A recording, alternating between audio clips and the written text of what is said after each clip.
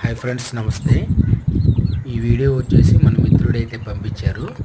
అయితే వీళ్ళుండే ఏరియాలో అయితే కనుక కొంచెం ఫారెస్ట్ అని ఇట్లా బంజరు భూములు లాంటివి ఉన్నాయంటే వీళ్ళైతే ఖాళీ టైంలో అయితే ఈ రాళ్ళు ఏరుకోవడానికి అయితే వెళ్తానని చెప్పారు.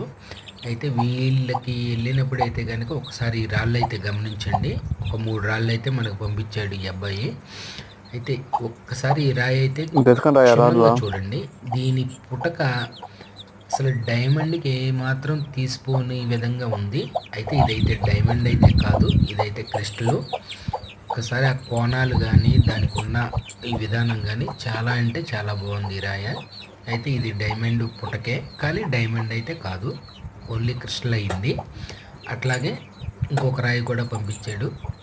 ఈ రాయి చూడండి, ఇది వచ్చేసేసి మన వంగపోతరాయ. వంగపోతరాయ అంటే మన వంగ చెట్టుకున్న పువ్వు ఉంటుంది కదా, ఆ కలర్ టైప్లో ఉంటుంది.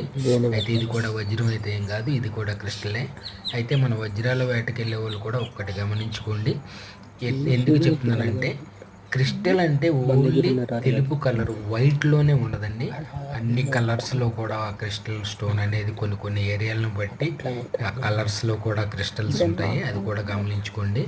అయితే మనకి ఏదో కలర్ రాయి దొరకంగానే మనకు డైమండ్ దొరికిందని అట్లా కనుక భావించుకోకుండా దాన్ని నిర్ధారణ చేసుకున్న తర్వాత అయితే అదేంటనేది తెలుసుకోండి. ఇది వచ్చేసి మామూలు నార్మల్ స్టోనేనండి. అలాగే ఈ వీడియో నచ్చితే ఒక లైక్ చేసి సబ్స్క్రైబ్ చేసుకోండి.